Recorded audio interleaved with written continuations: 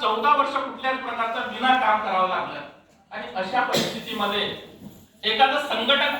किंवा एखादी संस्था चालवणं म्हणजे तारेवरची कसरत असते आणि ते करत असताना पहिली शाळा 2008 ला अनुदानित झाली, दुसरी शाळा 2010 ला अनुदानित झाली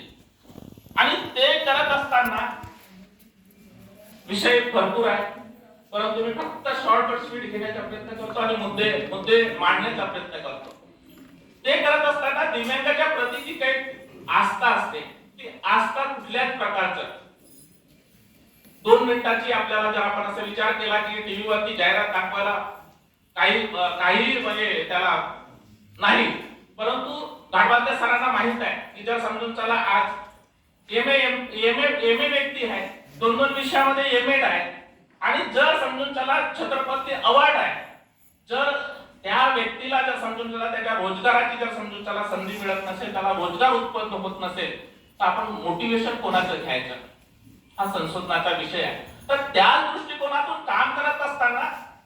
आपण फक्त शास्त्राकडे बोट न दाखवता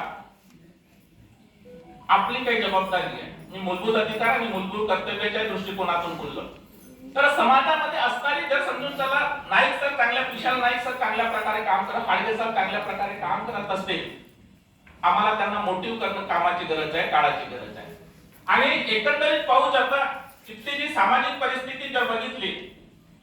तर माझं तरी असं स्वस्थ आणि स्पष्ट मत आहे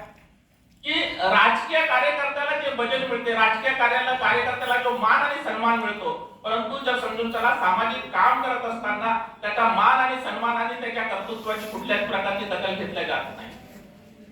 आणि ते करत असताना देशपांडे सरांना चांगल्या प्रकारे माहित असेल, साधारणतः आपण पांढरपेशी लोक आहोत आणि त्या पांढरपेशी लोकांमध्ये काम करत असताना कुठंतरी आपण प्रोडक्टिव्हिटी म्हणजे